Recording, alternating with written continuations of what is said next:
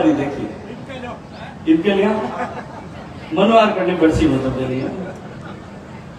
भारत माता की आप ठाड़ी तो बोलो, दोनों हाथ ऊंचा करो मेरी, एक बार मुट्ठी बंद करो और पूरी ताकत से बोलो भारत माता की। और ठीक है, ठीक है। भारतीय जनता पार्टी जिला झुंझुनू के द्वारा आयोजित देश भर में आयोजित हो रहे संविधान हत्या दिवस ऐसे कार्यक्रमों की श्रृंखला में आज इस गरिमामयी कार्यक्रम में मंच पर उपस्थित भारतीय जनता पार्टी जिला परिवार की मुखिया, भारतीय जनता पार्टी की नवनियुक्त जिलाध्यक्ष आदरणीय हर्षिनी जी, मंच पर उपस्थित देश भर में हो रहे इन कार्यक्रमों की श्रृंखला में इस जयपुर संभाग में जिनके कंधों पर संभाग भर में यह कार्यक्रम करवाने की जिम्मेदारी है, ऐसे भारतीय जनता पार्टी के वरिष्ठ नेता, संभाग के संयोजक, जयपुर से पधारे हुए आदरणीय शैलेंद्र जी, मंच पर उपस्थित झुंझुनू के विधायक भाई राजेंद्र भांबू जी, नवलगढ़ के विधायक आदरणीय विक्रम सिंह जी, खेतड़ी के ऊर्जावान विधायक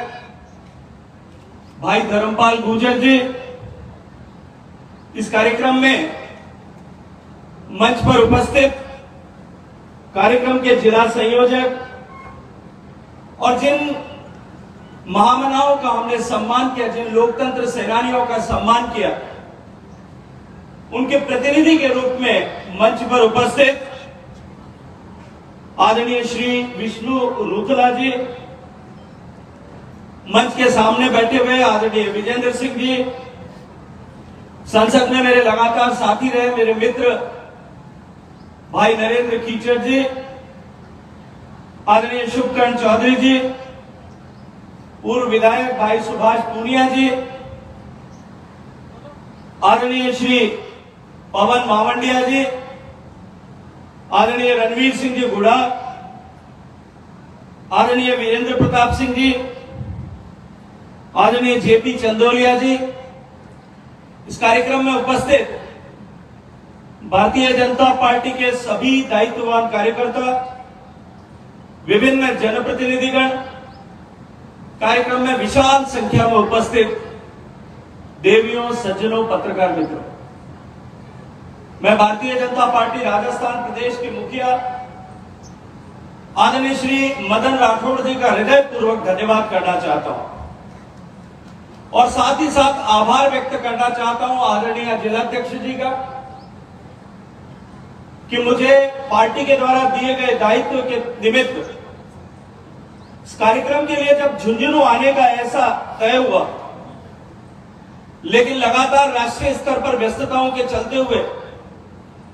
3 बार मेरे चलते हुए कार्यक्रम की तिथि का परिवर्तन करने के बावजूद भी आदरणीय जिलाध्यक्ष जी ने मेरे अनुकूलता से आज ये कार्यक्रम आयोजित किया। इस गरिमामयी कार्यक्रम में मुझे अवसर प्रदान करने के लिए आप सबका स्वागत करते हुए मैं जिला संगठन का धन्यवाद करता हूं, आभार ज्ञापित करता हूं। मित्रों, अभी हम सब ने भारत माता का जय घोष किया। हम भारतीय जनता पार्टी के कार्यकर्ता जनसंघ के जमाने से लेकर के आज तक जब कभी भी किसी भी कार्यक्रम में, किसी भी अवसर पर जब हम सामूहिक रूप से साथ आते हैं तो हम कार्यक्रम के शुरू करने से पहले भारत माता का जय घोष करते हैं। और यह केवल भारतीय जनता पार्टी में अनूठा बना। देश में अनेक पॉलिटिकल पार्टीज हैं, लेकिन जिस संकल्प के साथ में, जिस नियमितता के साथ में भारतीय जनता पार्टी के कार्यक्रमों में भारत माता के जय घोष होता है, शायद कहीं और नहीं हो। हम सब भारतीय जनता पार्टी के कार्यकर्ता यहां उपस्थित हैं। मैं आप सबसे पूछना चाहता हूं, विषय पर बात करने से पहले आप सबके मन में इस बात को मैं स्थापित करना चाहता हूं, क्या अभी कभी हमने कल्पना की, क्या कभी हमने विचार किया कि हम भारत माता का जय घोष क्यों करें? कभी हमने सोचा कि हर कार्यक्रम से पहले भारत माता का जय घोष करने की ये परंपरा, ये विधान भारतीय जनता पार्टी में क्यों बनाया गया? क्यों इस तरह की व्यवस्था हमारे पार्टी के संस्थापकों ने की थी? भारत माता की जय घोष की जगह किसी व्यक्ति विशेष का नारा लगाया जा सकता था, भारतीय जनता पार्टी के पक्ष में जय घोष किया जा सकता था, लेकिन सभी कार्यक्रमों में भारतीय जनता पार्टी के कार्यकर्ता भारत माता का जय घोष करते हैं। उसके पीछे उद्देश्य है, और ये उद्देश्य सार्थक हो इसके लिए आप सबसे आग्रहपूर्वक बार बार ये कहा जाता है कि भाई एक बार सब लोग मिलकर के पूरी ताकत के साथ में जय घोष करें। और वो उद्देश्य है कि भारतीय जनता पार्टी से पहले जब जनसंघ की स्थापना पंडित दीनदयाल जी और आदरणीय स्वर्गीय श्यामा प्रसाद मुखर्जी जी ने जब की थी, तब उन्होंने यह संकल्प किया था, उन्होंने यह तय किया था कि भारतीय जनता पार्टी या जनसंघ की स्थापना का उद्देश्य जो है वो भारत माता का जय घोष पूरे विश्व भर में करना है। और उनके द्वारा स्थापित इस परंपरा, इस लक्ष्य को हम सब लोग सिद्ध करने के लिए सेनानी के रूप में काम करते हैं। इसलिए सामूहिक रूप से जब कभी हम चाहे 5 एकत्रित हो, चाहे 50 एकत्रित हो, चाहे 50,000 एकत्रित हो, हम सामूहिक रूप से अपने उस संकल्प को दोहराने के लिए भारत माता का जय घोष करते हैं। इसलिए मैंने आपसे आग्रह से कहा कि जोरने वाली आवाज से थोड़ी थोड़ी जोर बोलना पड़ेगा। तो मैं अपनी बात करूं उससे पहले एक बार सब इस विषय को संज्ञान में रखते हुए कि हम पूरी ऊर्जा के साथ, पूरी संकल्प की शक्ति के साथ में अपने आप को पूरी तरह से नियोजित करते हुए पहले बोले भारत माता की, भारत माता की। इतनी ठीक हुई बोलिए, बताओ। भारतीय जनता पार्टी ने देश भर में संविधान हत्या दिवस माननीय प्रधानमंत्री जी की प्रेरणा से पिछले वर्ष से इन कार्यक्रमों को आयोजित करना प्रारंभ किया। विशेष रूप से 25 जून की उस तिथि के दिन देश भर के लोगों को संविधान की हत्या किस तरह से एक चुनी हुई सरकार और एक तानाशाह प्रधानमंत्री ने की थी, इसका स्मरण कराने के निमित्त यह कार्यक्रम देश भर में आयोजित हो। कुछ लोगों ने प्रश्न भी किया था कि आज इतने वर्ष बीत जाने के बाद में, जब लगभग 49 वर्ष बीत चुके हैं, तब भारत में इन कार्यक्रमों को आयोजित करने और इस विषय को वापस याद कराने की आवश्यकता क्या है, क्या जरूरत आन पड़ी। लेकिन एक लोकतांत्रिक देश में जिस तरह से एक नेता ने अपनी कुर्सी को, अपनी सत्ता को बचाने के लिए निरंकुशता की सारी सीमाओं को लांघ करके लोकतंत्र की आत्मा, हमारे देश के संविधान का जिस तरह से गला घोट करके हत्या की थी, आने वाले समय में सहस्त्राब्दियों तक कोई भी तानाशाह, कोई निरंकुश, कोई व्यक्ति या कोई सत्ता इस तरह का दुष्प्रयास और पाप न कर सके। इस संकल्प को देश के लोगों के मन में जागृत करने के लिए इन कार्यक्रमों की रचना देश के प्रधानमंत्री के मार्गदर्शन में भारतीय जनता पार्टी ने की। इसलिए अब देश भर में यह कार्यक्रम आयोजित हो। मित्रों, भारत का संविधान, भारत की स्वतंत्रता के बाद में हमने अंगीकार किया। भारत की स्वतंत्रता कोई सामान्य घटना नहीं, भारत की स्वतंत्रता कोई ऐसी घटना नहीं थी कि जो हमें अनायास कहीं से हमें किसी ने ग्रांट की हो या कहीं किसी ने दे दी। भारत के उस स्वतंत्रता संग्राम में लगभग 100 वर्ष से भी ज्यादा समय तक निरंतर बलिदानियों ने संघर्ष किया, अपना जीवन समर्पित किया, अपना जवानी समर्पित की, तब जाकर के देश आजाद हुआ। भारत में लोकतंत्र कोई नया विषय नहीं था। हजारों सालों से भारत में लोकतांत्रिक परंपरा, जिस तरह का हमारा इतिहास और इतिहास के प्रमाण खंगालने पर जो विषय संज्ञान में आता है, वैदिक काल से लेकर के अशोक महान के काल से लेकर के इस हजारों साल की परंपरा में भारत में लोकतंत्र किसी न किसी रूप में विद्यमान। अनेक शिलालेखों में, अनेक तरह के दस्तावेजों में इस बात के प्रमाण मिलते हैं कि भारत में लोकतांत्रिक व्यवस्था किसी न किसी रूप में सहस्त्राब्दियों से विद्यमान थी, लेकिन कालांतर में भारत के ऐश्वर्य, भारत की संपन्नता, भारत के वैभव, भारत की संपदा, भारत का ज्ञान, भारत का विज्ञान, भारत की बौद्धिक क्षमता, इन सब के चलते हुए जिस तरह से एक स्वाभाविक दाह को लेकर के भारत को जानने पहचानने के लिए जो लोग आए थे, उनके निमित्त जो सूचनाएं दुनिया भर में पहुंची, भारत को लूटने के उद्देश्य से अनेक आक्रांता भारत में आए। लगभग 2000 साल तक भारतवासियों ने ऐसे आक्रमणों को सहा, और दुर्भाग्य से मुगलों की सत्ता स्थापित होने के बाद में और उसके कालांतर में अंग्रेज सत्ता स्थापित होने के बाद में भारत जो लोकतंत्र की जननी थी, वहां लोकतंत्र कहीं खो सा गया था। लेकिन उस लोकतंत्र को प्राप्त करने के लिए हजारों लोगों ने हंसते हंसते फांसी के फंदे पर झूल जाना स्वीकार किया, तब जाकर के हमारा देश आजाद हुआ। हजारों लोग ऐसे थे जिन्होंने अपने सीने पर गोली खाई होगी, तब जाकर के देश आजाद हुआ। हजारों लोग ऐसे होंगे जिन्होंने काल कोठरियों में वीर सावरकर की तरह उन्हें कोलू में बैल की तरह जोत दिया गया होगा, तब जाकर के हमारा देश आजाद हुआ। हजारों लोग ऐसे होंगे जिन्होंने यातनाएं सही होगी, लाखों लोग ऐसे होंगे जिन्होंने कोड़ों की मार सही होगी, लाठियों के प्रहार सही होंगे, अंग्रेजों के सारे दमन को गुजर करके अपनी जीवन समर्पित कर दिया होगा, अपनी जवानी समर्पित कर दी होगी, तब जाकर के स्वतंत्रता हमें मिली। इस बहुमूल्य स्वतंत्रता की प्राप्ति के बाद जब 1950 में हमने अपना संविधान अंगीकार किया, इस विषय के साथ में, संकल्प के साथ में संविधान को अंगीकार किया था कि भारत का संविधान जनता के लिए, जनता के द्वारा शासन स्थापित करने की संकल्पना के साथ में अंगीकार किया गया। और संविधान द्वारा भारत में जो मूल विषय जिनको प्रतिपादित किया गया था, वो था मौलिक अधिकार, न्याय और अभिव्यक्ति की स्वतंत्रता। लेकिन कालांतर में जिस तरह से सरकार बनने के बाद में निरंतर एक केंद्रित मोनोपोलिस्टिक जिस तरह की सत्ता लगातार कांग्रेस के नेतृत्व में चली, जवाहरलाल नेहरू जी के निधन और लाल बहादुर शास्त्री जी के रहस्यास्पद मृत्यु के बाद में इंदिरा गांधी के नेतृत्व में सरकार बनी। 1970 के दशक तक आते आते नेहरू द्वारा स्थापित नीतियों के चलते हुए भारत में गंभीर आर्थिक संकट पैदा हो गया। भारी महंगाई थी, महंगाई सुरसा के मुंह की तरह निरंतर बढ़ती जा रही थी। बेरोजगारी का आलम यह था कि उस समय की जनसंख्या के अनुपात में जितने कम पढ़े लिखे लोग थे, उसमें भी बेरोजगारी जो है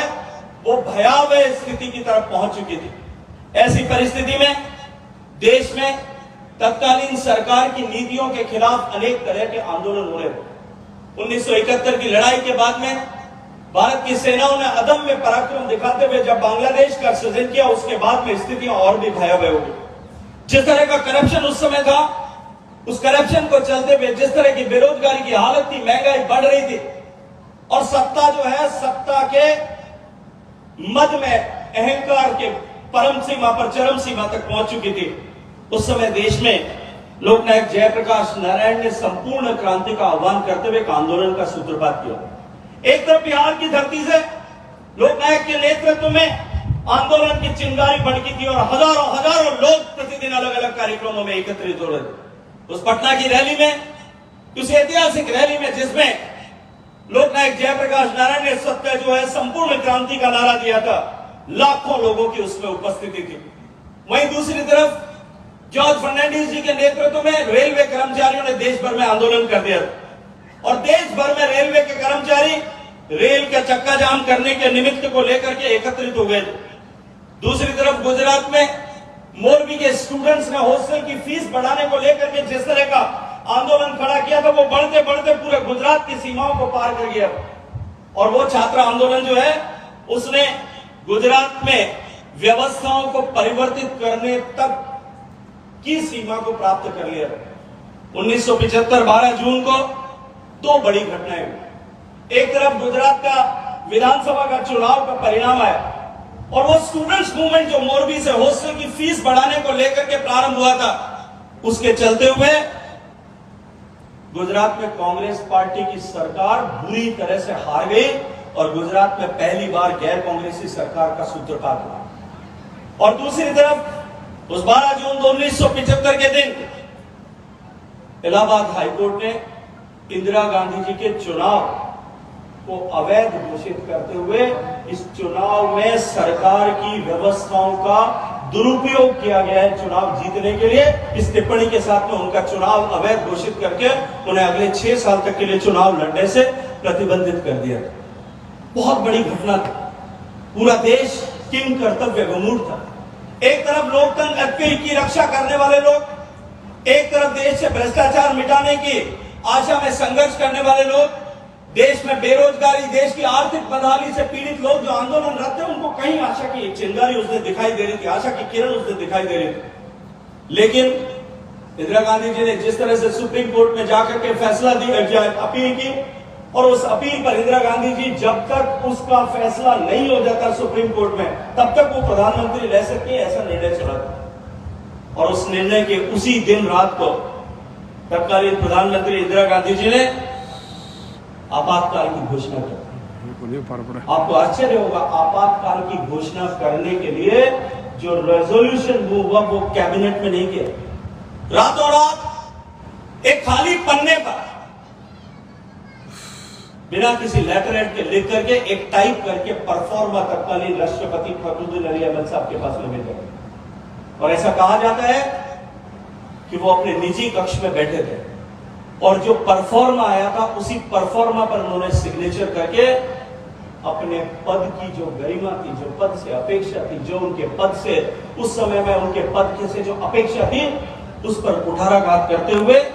इंदिरा गांधी जी की सरकार के सामने नतमस्तक होना, ऐसा स्वीकार करके देश में इमरजेंसी लागू कर दी। इमरजेंसी लागू करते ही देश भर में नेताओं की गिरफ्तारी का क्रम प्रारंभ हुआ। पहली रात को देश के 678 बड़े नेताओं को गिरफ्तार कर लिया गया। राजमाता विजया राजे सिंधिया गिरफ्तार कर ली गई, जॉर्ज फर्नांडिस को डायनामाइट केस में गिरफ्तार कर लिया गया, लोकनायक जयप्रकाश नारायण को गिरफ्तार कर लिया गया, अटल जी को, आडवाणी जी को, इन सारे नेताओं को, हमारे यहाँ राजमाता गायत्री देवी को उठा करके जेल के सीटों के पीछे बंद कर दिया गया। अभी हमने लोकतंत्र सेनानियों का सम्मान किया, उनका अभिवादन किया, हम नतमस्तक हैं, उनके चरणों में प्रणाम करते हैं, क्योंकि उन्होंने उस समय में जो संघर्ष देखा है, उस संघर्ष और इनके पसीने की गिरी हुई बूंदों के कारण से आज सिंचित होकर के भारतीय जनता पार्टी का ये वृक्ष इस मुकाम तक आकर के पहुंचा और हमारा जो है देश का लोकतंत्र आज इतना समृद्ध हो पाए। कुछ दिनों में देखते देखते गिरफ्तार होने वाले लोगों की संख्या 1 लाख को पार गई। और गिरफ्तार होने वाले लोगों के साथ में जिस तरह का दुर्व्यवहार, उनको जिस तरह की यातनाएं दी गई, पॉलिटिकल प्रिजनर्स को जिनको राजनीतिक आधार पर गिरफ्तार किया गया था, उनके साथ आतंकवादियों से भी बुरे बर्ताव किए गए। दक्षिण भारत की एक फिल्म अभिनेत्री स्नेहा रेड्डी, उनको गिरफ्तार किया गया और उनको एक आइसोलेटेड सेल में बंद करके रखा गया, वहां उनको यातनाएं दी गई। वो सरकार के सामने समर्पण करते हैं इस अपेक्षा के लिए से उनके पुत्र का घर में अपहरण करा दिया गया और अपहरण करा करके उनको सूचना दी तुम्हारे पुत्र का अपहरण हो गया है, और फिरौती लेने वाले फिरौती ये मांगते हैं कि तुम लिख करके माफीनामा प्रस्तुत कर दो तो तुम्हारे बेटे को छोड़ देंगे। ऐसे अनेक यातनाएं, अगर उनमें वृत्तांतों की चर्चा करना शुरू करूंगा तो शायद मुझे लगता है कि शाम हो जाएगी। इतनी यातनाएं दी गई, लोगों के बाल उखाड़ दिए गए, लोगों को कोड़ों की मार दी गई, लोगों को जिस तरह से जब जो है भूखा रखा गया, उनके जिस तरह से परेशान किया गया। लेकिन देश में लोकतंत्र के मतवालों ने भी कहीं भी किसी भी तरह से उफ किए बिना सरकार के उस दमन चक्र से झुके सामने आत्मसमर्पण किए बिना निरंतर संघर्ष किया। देश में उस कालखंड में असहमति अपराध बन गई और असहमति अपराध बनने के साथ ही किसी भी व्यक्ति को सरकार के किसी भी निर्णय के सामने असहमति रखने का अधिकार नहीं था। भारतीय जनता पार्टी के पूर्ववर्ती संगठन जनसंघ और अन्य विपक्षी दलों के नेताओं को तो गिरफ्तार किया ही गया, लेकिन साथ ही साथ ऐसे सारे लोग,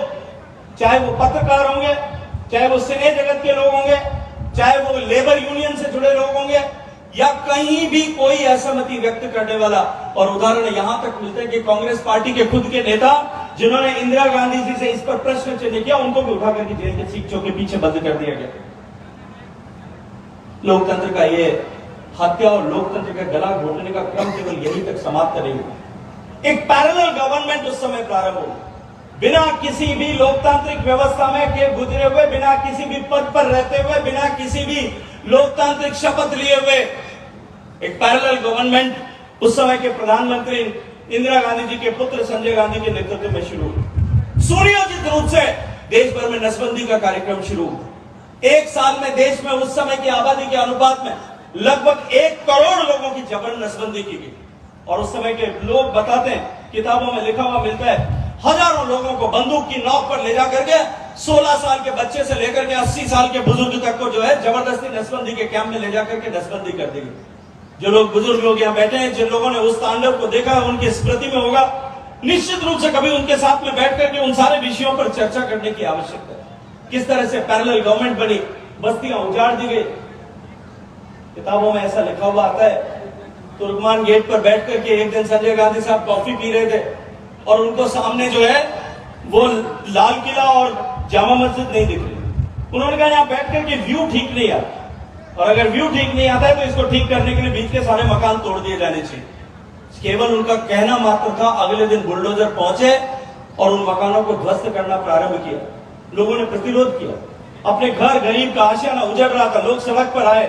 उन लोगों को दमन करने के लिए गोली चला करके एक दिन में 32 लोगों को मौत की घाट उतार दिया गया। इस तरह का जबन चक्र पूरे देश भर में चल रहा है। हालांकि कांग्रेस पार्टी के लिए विषय कोई नया विषय नहीं है। कांग्रेस पार्टी का पैरेलल गवर्नमेंट चलने का व्यवस्था कांग्रेस पार्टी में आज भी है। तो याद करिए 2004 से 14 तक जब सरकार थी, चुनी हुई सरकार के प्रधानमंत्री मनमोहन सिंह जी थे, लेकिन रिमोट कंट्रोल से सरकार कौन चला रहा था मुझे लगता है मुझे बताने की जरूरत नहीं है, यहाँ सबको जानकारी होगा। आपने देखा होगा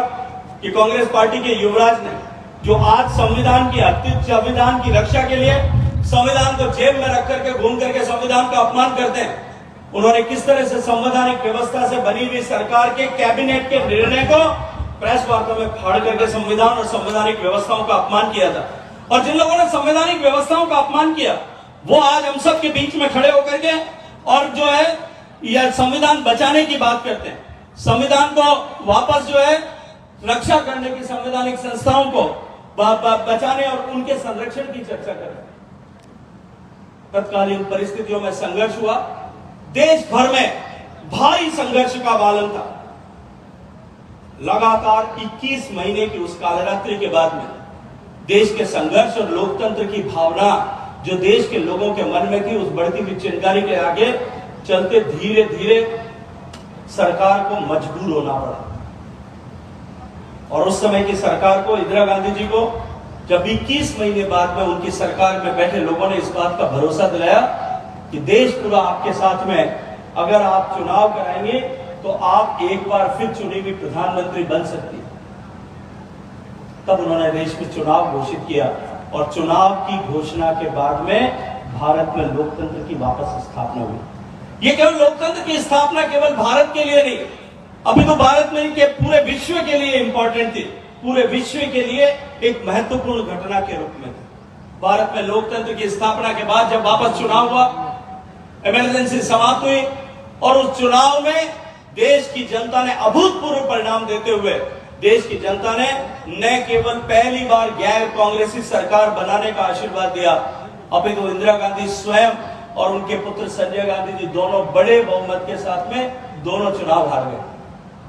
देश की जनता ने लोकतंत्र में अपनी आस्था और विश्वास को एक बार पुनः प्रकट किया। देश की जनता ने लोकतंत्र को एक बार लोकतंत्र की जड़ों में अपने मतों के अधिकार का प्रयोग करके वापस पानी डाल करके उसको जीवित करने का काम किया। और तब से लेकर के अब तक उसके बाद में जिस तरह की व्यवस्थाएं की गई, आपातकाल के समय में जिस तरह से संविधान में गैर कानूनी संशोधन किए गए थे, जो धारा 352 का उपयोग करते हुए जिसके आधार पर आपातकाल लगाया गया था कि भारत में कोई भी एक्सीडेंसी, कोई भी ऐसी परिस्थिति जहां भारत को खतरा हो सकता है, ऐसी परिस्थिति में आपातकाल लगाया जा सकता है, उस व्यवस्था को समाप्त सरकार बनने के बाद में नई सरकार ने संशोधन करके उस व्यवस्था को समाप्त किया और ये लिखा कि आने वाले समय में भारत में आपातकाल केवल एक ही समय में लागू किया जा सकता है, और वो है कि जब भारत में, भारत के भीतर किसी तरह की सशस्त्र क्रांति पैदा हो जाए, लोग हथियार उठा करके भारत को अगर छिन्न भिन्न करने के लिए खड़े हो जाए, तभी भारत में केवल जो है, केवल और केवल भारत में आपातकाल लागू किया जा सकता है। इसके अतिरिक्त भी जिस तरह से मौलिक अधिकारों का हनन उस समय में किया गया, लोगों के मौलिक अधिकारों को गिरवी रख दिया गया, और न्यायपालिका ने जिस तरह से सरेंडर इंदिरा गांधी जी के सरकार के उस निरंकुशता के सामने किया था। याद आता है वो जबलपुर एडीएम जबलपुर का केस, जिसमें उन्होंने व्यक्तिगत मौलिक स्वतंत्रता के पक्ष में निर्णय करने का साहस किया था, लेकिन जब सुप्रीम कोर्ट में उस फैसले को सरकार लेकर के गई, उसके विरुद्ध में अपील की, तो सुप्रीम कोर्ट में 5 जजेस की बेंच ने जस्टिस खन्ना को छोड़ करके बाकी 4 जजेस ने सरकार के सामने आत्मसमर्पण करते हुए यह निर्णय कर दिया कि आपातकाल के समय में व्यक्ति की व्यक्तिगत स्वतंत्रता और मौलिक आधार का अधिकार कुछ भी नहीं। उन्होंने कहा कि किसी भी तरह का कोई कानून उस समय में लागू नहीं है, केवल और केवल सरकार का निर्णय जो है वही सुप्रीम होगा। जस्टिस खन्ना को उस असहमति की कीमत चुकानी पड़ी। इंदिरा गांधी जी ने उन्हें जीवन में कभी chief justice of India senior होते हुए भी नहीं बनने दिया, उनको दरकिनार करके उनको पीछे धकेल दिया गया। न्यायमूर्ति खन्ना की इस ऐतिहासिक असहमति ने निश्चित रूप से न्यायपालिका के लिए आने वाले समय में एक दीप स्तंभ की तरह काम किया। लेकिन जिस तरह से न्यायपालिका ने समर्पण किया, राज्य सरकारों की जिस तरह से धड़ाधड़ बर्खास्त की गई, धारा 356 का दुरुपयोग किया गया और केंद्र को सर्वाधिकार प्रदान करने का काम उस समय की सरकार में संविधानों के संशोधन के आधार पर किया था। लेकिन जनता की जीत और 1977 में जीत के बाद में देश में लोकतंत्र की पुनः प्रतिष्ठा हुई और डॉक्टर भीमराव अंबेडकर द्वारा बनाया गया ये संविधान जो है एक बार फिर विजयी हुआ। देश में लोगों की संविधान में आस्था को पुनः स्थापित करने के साथ ही इस तरह के निर्णय किए गए, इस तरह के फैसले किए गए कि आने वाले समय में कोई निरंकुश सत्ता इस तरह के विधान, इस तरह का प्रावधान इस देश में न कर सके। तब से लेकर के निरंतर उन स्मृतियों पे धीरे धीरे धीरे धीरे समय के साथ में जो पर्दा पड़ता जा रहा है। आज वर्तमान पीढ़ी से अगर प्रश्न किया जाए और आपातकाल की उस विभीषिका के बारे में चर्चा की जाए, तो शायद आने वाली पीढ़ी को या वर्तमान पीढ़ी को उसके बारे में, उस समय के हालात के बारे में शायद जानकारी नहीं होगी। और जानकारी का ये अभाव इस देश में लोकतंत्र के लिए आने वाले समय में एक चुनौती बन सकता है। इसलिए देश के प्रधानमंत्री ने तय किया, भारतीय जनता पार्टी के राष्ट्रीय नेतृत्व ने तय किया कि हम देश भर में लोगों को जागरूक करने के लिए ये आज जो है संविधान हत्या दिवस ऐसा आयोजित करेंगे। मैं धन्यवाद करता हूं आदरणीय अश्विनी जी का कि उन्होंने इतना गरिमामयी कार्यक्रम यहाँ आयोजित किया। मित्रों, ये हम सब के लिए केवल एक मात्र कार्यक्रम नहीं है, यह हम सब के लिए एक संकल्प का दिवस है। ये केवल आतंकवाद की उस विभीषिका को, उस संविधान हत्या की, आपातकाल की उस विभीषिका को याद करने का दिन नहीं है। यह हम सब भारतीय जनता पार्टी के कार्यकर्ताओं के लिए एक संकल्प लेने का दिन है कि हम संकल्पबद्ध होते हैं कि हम घर घर तक इस विषय को पहुंचाएंगे ताकि आने वाले समय में कोई निरंकुश सत्ता इस तरह का जो है दुस्साहस न कर सके। और उसके बाद भारत की स्वतंत्रता, भारत के संविधान के निमित्त का काम करते हुए आदरणीय प्रधानमंत्री नरेंद्र मोदी जी के नेतृत्व में जिस तरह से सरकार ने काम किया, जिस तरह से देश की सरकार ने संविधान की भावना के अनुरूप, संविधान की आत्मा के अनुरूप, संविधान के विचार के अनुरूप, संविधान के सोच के अनुरूप अंतिम व्यक्ति में खड़े हुए, अंतिम पायदान पर खड़े हुए व्यक्ति के जीवन में परिवर्तन लाने के संकल्प के साथ जिस तरह से काम किया है, आज निश्चित रूप से संविधान निर्माताओं ने जिस सोच के साथ में संविधान का निर्माण किया था, बाबा साहब अंबेडकर ने जिस विचार के साथ में इस संविधान को देश को दिया था,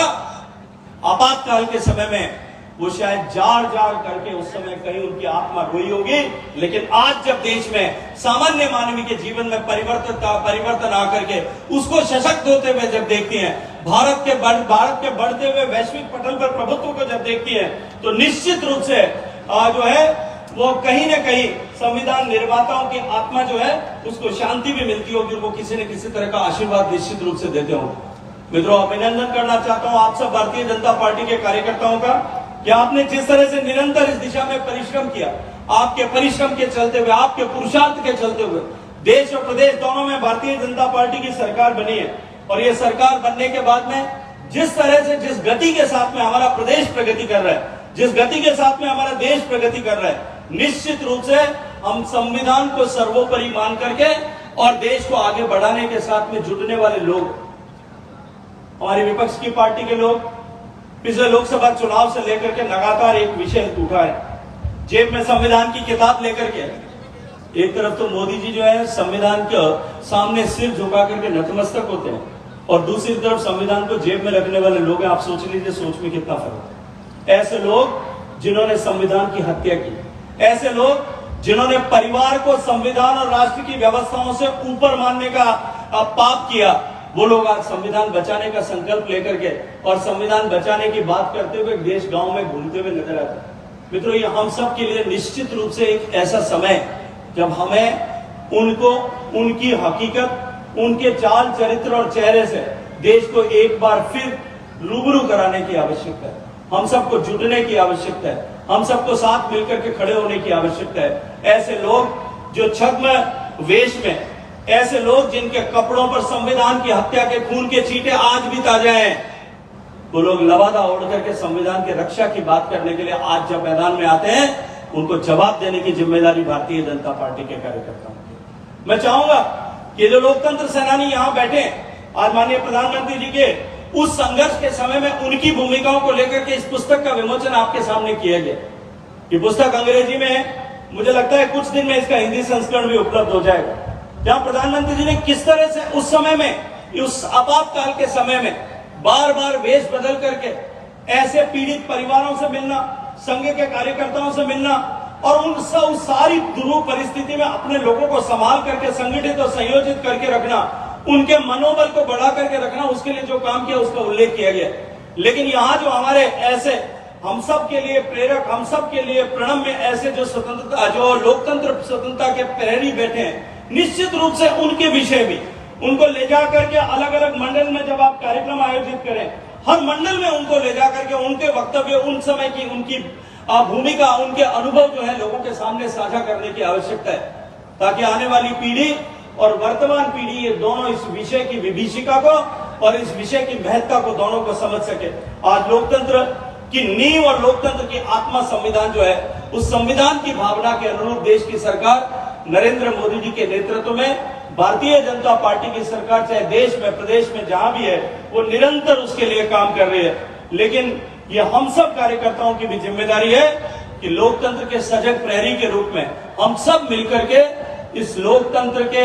हत्या जो की गई, संविधान की हत्या जो की गई, जिस तरह से संविधान का गला घोटा गया, ऐसी परिस्थिति दोबारा न हो, इसके लिए हम जन जागरण के लिए काम करें। आप सबका बहुत सारी शुभकामनाएं देते हुए एक बार फिर जिला संगठन का हृदयपूर्वक धन्यवाद करता हूं। भारत माता की